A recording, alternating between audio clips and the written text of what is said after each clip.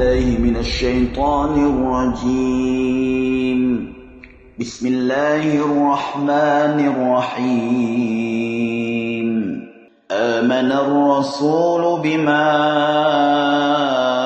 أنزل إليه من ربه والمؤمنون كل آمن بالله وملائكته وكتبه ورسله لا نفرق بين أحد من رسله وقالوا سمعنا وأطعنا غفرانك ربنا وإليك المصير.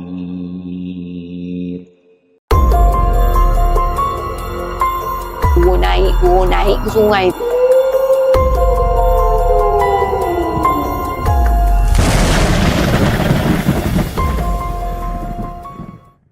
Bismillahirrahmanirrahim. Hai, Assalamualaikum. Welcome back to Cengkeh Channel. Terima kasih akak ucapkan kepada semua kerana sentiasa beri support untuk akak terus bercerita.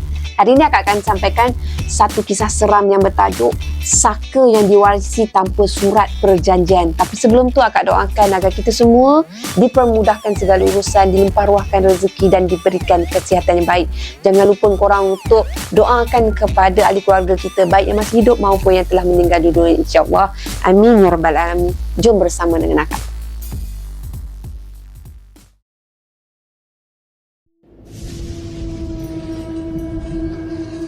Sebelum akak nak mulakan cerita ni, akak nak bagi sedikitlah pengenalan tentang pemilik cerita ni.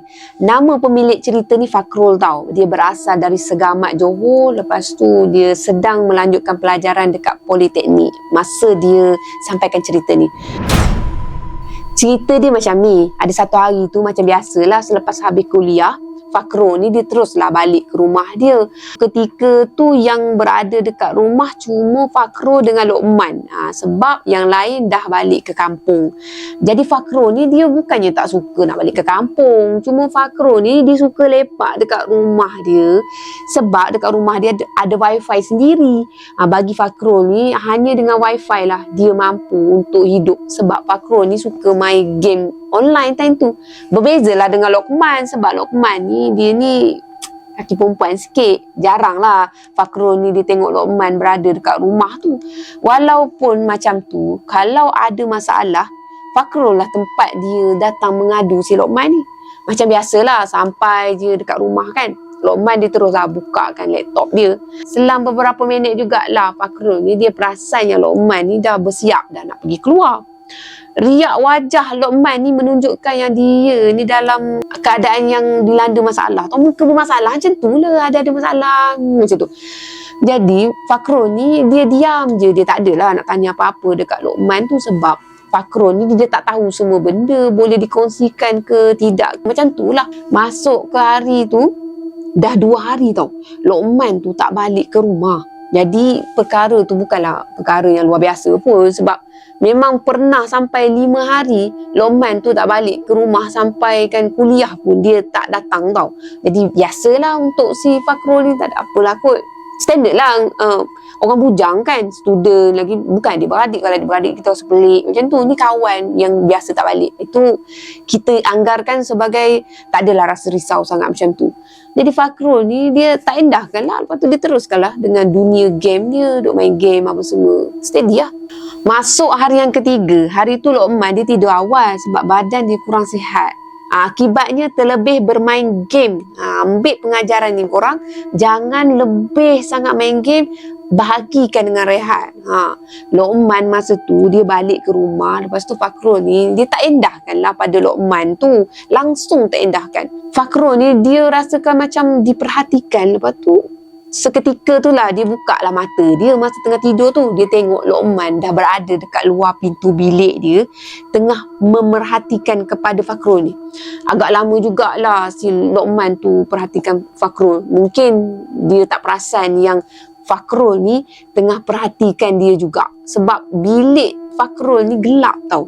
Sebelum beredar, dia ada terdengar lah si Luqman ni cakap yang dia minta maaf. Lepas tu dia halalkan segala makan dengan minum si Fakrul ni.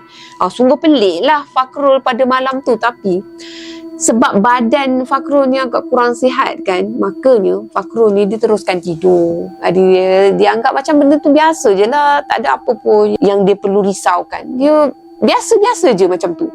Esoknya, masa Fakrul ni tersedar, dia terus pergi ke bilik Luqman tau. Dia tengok pintu bilik Luqman tu berkunci. Lepas tu Fakrul, dia ketuk-ketukkan, dia panggilkan si Luqman tu. 5 minit berlalu lah duk ketuk, duk panggil macam tu kan.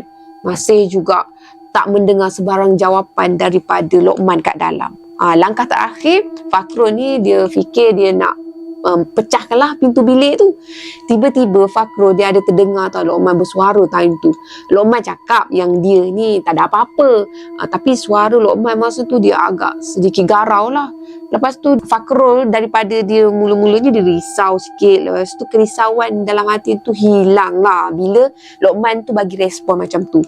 Selepas kejadian tu, Luqman terus menerus tau. Dia berkurung dalam bilik tu. Masa Fakrul ni ajakkan Luqman tu keluar makan, Luqman menolak. Lepas tu untuk pengetahuan semua, pintu bilik masih tetap berkunci tau.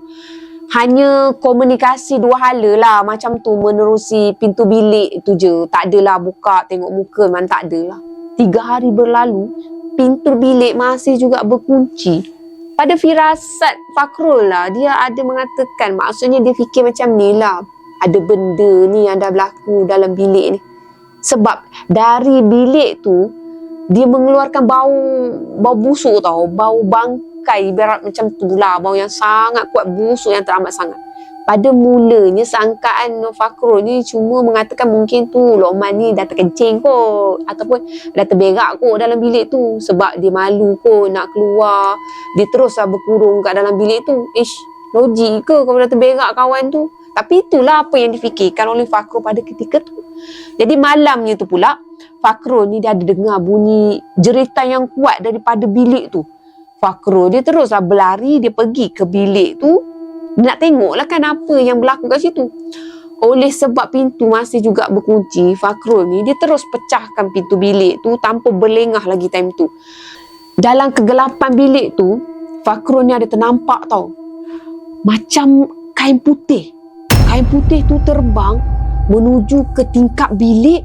Lepas tu, kain putih tu terus hilang korang. Memang dia nampak hilang macam tu je. Perkara tu memang memeranjatkan Fakrul. Tapi yang lebih memeranjatkan Fakrul, bila dia tengok susuk kaki tanpa jejak tanah tu betul-betul dekat depan dia. Cahaya sama-sama hanya menampakkan kaki yang dia nampak tu je. Kaku Fakrul dibuatnya bila lampu dibuka.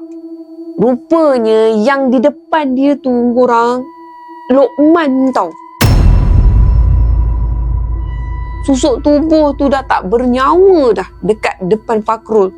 Memang sungguh mengerikan sebab Fakrul perlu tengok sendiri kawan dia sendiri dalam keadaan macam tu.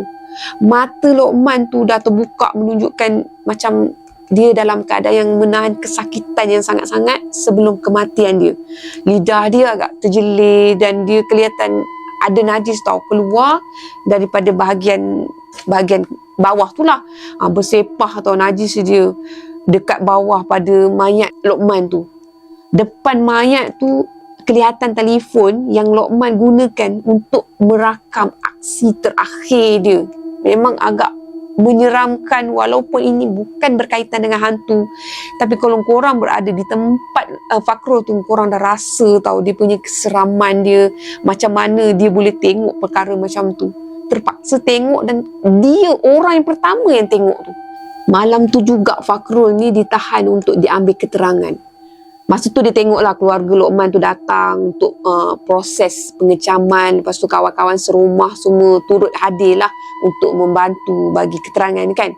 Jadi Fakrul ni diceritakan segala-galanya yang Fakrul tahu daripada A sampai ke Z kepada mereka. Tak kisahlah siapa tanya kan, yang mana yang tentunya pihak polis lah kalau tanya kena cerita. Ahli keluarga pun yang mana dia mampu jawab. Dia jawab, diceritakan apa yang berlaku yang sebetul-betulnya. Sedih juga dia masa tu, tapi dalam sedih bercampur dengan seram juga. Sebab itulah kali pertama Fakrul tengok mayat secara depan-depan. Hari tu jugalah Fakrul ni dia balik ke kampung dia. Sebab imej yang mengerikan tu masih juga terpahat dalam fikiran dia. Dan menurut hasil bedah siasat lah, Luqman sebenarnya dah 3 hari meninggal dunia dari hari penemuan mayat dia dekat situ. Malam tu Fakrul tak boleh tidur. Memang tak boleh tidur. Usah kata Fakrul. Tepat pukul 3 pagi, Fakrul ni dia sedar ada 2 mesej baru masuk melalui aplikasi WhatsApp dia. Fakrul buka, lepas tu ketika tu jugalah peluh dia terus keluar tau dari badan dia. Dia meremang lah, bulu roma dia terus menaik tau. Seram sejuk dia rasa. Nama yang tertera pada WhatsApp tu adalah housemate Luqman. Bayangkan, siapa yang hantar mesej tu?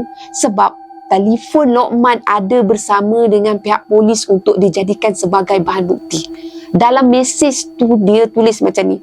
Mesej yang pertama, video masa Luqman membunuh diri. Dan mesej yang kedua pula berbunyi macam ni. Fakrul, aku harap kau dapat memaafkan kesalahan aku dan halalkan makan minum aku. Aku tak ada siapa-siapa yang boleh diharapkan selain kau. Jadi aku tinggalkan dia untuk kau. Sebulan berlalu selepas kejadian tu, walaupun bermacam dah berlaku kan dalam rumah sewa tu, tapi mereka tetap juga terus tinggal lah kat situ. Mana nak tinggal lagi kan? Benda dah berlaku kat situ, tapi mereka nak kena modal lain, nak cari rumah lain. So mereka stay je kat situ. Kebanyakan perkara aneh berlaku hanya pada bilik tersebut saja. Bilik tu dikosongkan tau. Pernah jugalah Firdaus ni antara penyewa kat situ yang paling berani lah di kalangan mereka tu cuba untuk tidur dalam bilik tu. Tapi keesokan paginya, masa dia tersedar, dia dah berada kat bilik air. Menurut Firdaus lah, pada malamnya tu dia bermimpi lah yang arwah ni tengah menangis teresak-esak dalam bilik tu. Masa dia masuk kat bilik tu, dia pergilah mendekati arwah. Tiba-tiba pintu bilik tertutup. Puas jugalah dia ketukkan pintu bilik tu, nak panggilkan pada ahli penyewa yang lain, termasuk si Fakrul ni. Tapi semua tu tak bagi respon tau. Seorang pun tak datang untuk tolong dia. Dan dalam ketakutan tu, bunyi tangisan tadi bertukar kepada hilayan. Lepas tu kelihatan dengan jelas lah susuk makhluk yang berkain putih yang kotor tau. Rambut makhluk tu panjang menutupi muka dia dan berada dekat tingkap bilik tu. Lepas tu Firdaus ni dia menjerit sebab dia takut. Sampaikan dia tersedar dari mimpi dia. Lepas tu masa dia tersedar tu, dia dah berada dalam bilik air dekat rumah tu. Bayangkan, asal tadi kan dia tidur kat bilik tu. Sejak tu bilik puaka tu dah dimangga daripada luar. Tak ada siapa pun boleh masuk. Tak ada siapa pun boleh keluar. Itu sangkaan mereka sebab sejak bilik tu dimangga, rumah dah jadi lebih tak tenteram tau. Anggaran mereka ingatkan bila dah manggakan bilik tu keadaan jadi aman kan, jadi okey lah. Tapi sebenarnya tak. Kaca tingkap hampir setiap hari pecah. Kecung, pecah. Lepas tu rumah tu jadi blackout hampir setiap malam. Bayangkan. Ketukan misteri setiap pukul 2 pagi dari dalam bilik puaka tu mesti berbunyi kutuk. Paling teruk masa 1 pagi tu Firdaus yang tiba-tiba hilang tau. Lepas tu mereka jumpa Firdaus dalam bilik puaka tu. Bayangkanlah. Macam mana dia masuk dekat situ, memang yang lain-lain tak tahu. Gangguan semakin lama semakin berterusan. Tak ada siapa lagi dah yang berani nak ke tandas seorang diri ke. Sebab pernah satu hari tu, seorang dari kawan mereka ni masa tengah buang air kat dalam tandas rumah tu, dia ditegur oleh satu suara perempuan tau. Kat situ mana ada penghuni perempuan, tapi ada perempuan tegur. Mau tak meremang. Perempuan tu tanya, kenapa tak tidur lagi? Buat apa seorang diri tu dalam tempat tu? Tak takut ke kena ganggu? Tak takut kena ganggu ke? Macam tu lah lebih kurang.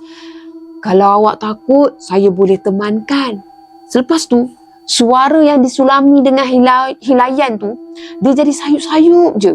Menurut orang tua lah, bila suara dia jauh, maknanya dia dekat kan. Bila suara jauh atau sayup tu bermakna dia makin dekat lah kan. Betul lah macam tu. Jadi 5 minit selepas tu, keadaan jadi sunyi, sepi je. Dah tak ada dah suara perempuan tu. Tiba-tiba kan, ada sesuatu menutup muka kawan Fakrul tu. Bila dia periksa, rupanya tu rambut. Keadaan tu jadi lebih tegang bila dia cuba nak memandang ke atas. Bayangkan korang, katil dah berdeka. Korang duduk dekat bawah seolah-olah ada orang atau kawan korang tengah tengok dari atas, dia julurkan kepala dia ke bawah untuk berbual dengan korang. Cuba bayangkan tahap keseraman keadaan tu macam mana. Begitulah keadaan. Betul-betul dekat atas dia adalah seorang perempuan yang tengah pandang tepat dekat muka dia dengan mata yang terbeliak, dengan muka yang bengis tau. Lepas tu kawan si Fakrul ni dia menjerit, lepas tu pingsan. Dia tak boleh nak tahan takut, pingsan lah kan. Tiap-tiap malam ada je jiran yang mengadu terserempak dengan Kak Punti terbang berlega-lega atas bumbung rumah mereka tu. Sebenarnya ada perkara tau yang Fakrul ni rahsiakan daripada pengetahuan kawan serumah dia. Perkara tu berlaku setiap malam. Fakrul ni dia akan bermimpi lah. Dia bermimpi didatangi seorang perempuan yang cukup hodoh rupa dia. Perempuan tu dia merayu supaya Fakrul ni terimalah dia. Dan dia akan memperingatkan bahawa selagi Fakrul ni tak terima dia, seluruh rumah tu akan diganggu oleh perempuan tu. Sampai macam tu sekali. Jadi Fakrul ni dia tahu dah siapa pemilik sebelumnya yang memiliki perempuan tu. Setiap kali diminta jawapan, Fakrul tetap sama juga. Setiap kali itulah dia bagi jawapan, dia tak terima makhluk tu, dan makhluk tu dia akan mengilai, dia terbang, dia terus lenyap. Macam tu lah. Dia tak nak ambil benda tu. Hari berganti hari tau, genap 2 bulan arwah Luqman tu pergi. Malangnya gangguan tu tetap juga ada. Dan setiap hari gangguan semakin teruk. Pernah lah sekali kawan Fakrul yang lain dia tersedar pada waktu malam. Masa tu dia tengok tahu dekat atas tu, dia terpandang ada kain putih yang berpusing-pusing mengikut pada kipas. Bayangkanlah, kipas kita ni kalau kita tengok tiba-tiba kain putih tu tercampak betul-betul dekat sebelah dia. Lebih menyeramkan lagi, masa diperhatikan lagi dengan lebih jelas, yang disangkakan sehelai kain putih tu adalah makhluk tu. Muka dia memandang tepat ke arah kawan si Fakrul tu. Itu je lah yang dia ingat, sebab sejurus lepas tu dia terus pingsan. Sama juga pingsan. Rupanya dalam diam, kawan-kawan Fakrul ni dah merancang dah nak pindah daripada rumah sewa tu. Dia tak tahan dah nak duduk kat situ kan. Malangnya mereka merahsiakan perkara tu daripada Fakrul. Fakrul ni dia dapat tahu pun masa mereka tu tengah bersiap-siap nak keluar lah dari rumah tu.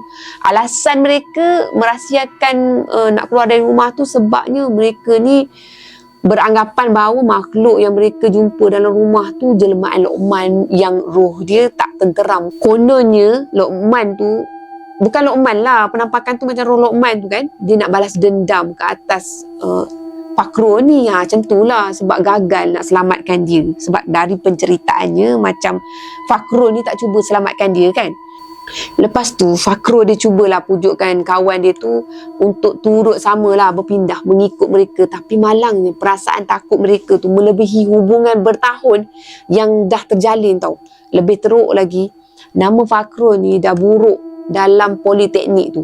Tak ada seorang pun yang berani nak menyewakan ke, memberi tumpang ke, tinggal ke bersama dengan Fakrul. Sekarang ni tinggallah Fakrul seorang diri je dalam rumah tu. Setiap hari Fakrul ni dia tidur awal. Lepas tu dia akan pakai earphone lah sambil nak dengar lagu apa semua kan. Tujuan dia tak naklah terserempak dengan makhluk tu. Makhluk tu dia tak mengenal arti putus asa agaknya. Setiap malam dia cuba juga nak ganggukan Fakrul. Cuba juga. Contohnya lah, Fakrul ni dia tindihkan. Lepas tu, bila mata Fakrul ni terbuka, benda pertama yang dia nampak, perempuan tu. Masa tu perempuan tu tengah semuka dengan Fakrul tau. Tingkap bilik yang sentiasa mengantuk lah pada waktu malam lah tu bilik tiba-tiba ada bau wangi. Lepas tu bertukar jadi busuk lah. Jadi Fakrul ni dia jadi semakin stres sangat-sangat. Dan Fakrul ni dia buat keputusan dia nak balik je lah kat kampung. Malas lah aku duduk kat situ. Gitu. Di kampung pula gangguan tetap juga berterusan. Dah ke kampung pula. Setiap malam tepat pukul 3 pagi korang, telefon Fakrul ni akan berbunyi tau, menandakan seseorang tengah cuba nak telefonkan Fakrul ni. Yang lebih menyeramkan sebab nombor arwah Luqman yang tertera dekat skrin telefon dia. Ibu bapa Fakrul ni nampak kelainan pada diri Fakrul ni. Jadi ibu ayah Fakrul ni kemudiannya dia menghubungi ustaz lah. Dia nak tanyakan pada ustaz tu perihal Fakrul ni dah kenapa dengan Fakrul ni. Sebab secara fizikalnya Fakrul ni mungkin nampak gelisah, nampak macam tak tenteram macam tu lah. Ustaz Faiz nama ustaz tu. Disuruhkan mereka ni supaya cepat-cepat bawakan Fakrul tu untuk pergi ruqyah. Itu je lah cara nak tengok sama ada Fakrul ni dihuni ataupun tak ke, diganggu ataupun tak ke. Macam yang dijangkakan Fakrul, memang Fakrul ni dihuni oleh jin. Dan bermulalah proses untuk keluarkan jin tu. Jadi Fakrul ni dia tak sedar apa yang berlaku sampailah proses tu selesai. Menurut cerita ustaz tu, ada satu jin ni dia tengah berdamping dengan Fakrul tanpa disedari oleh Fakrul lah. Tapi Fakrul tahu dari mana jin tu datang. Cuma yang menjadi kesangsian Fakrul, kenapa mesti Fakrul juga yang dipilih?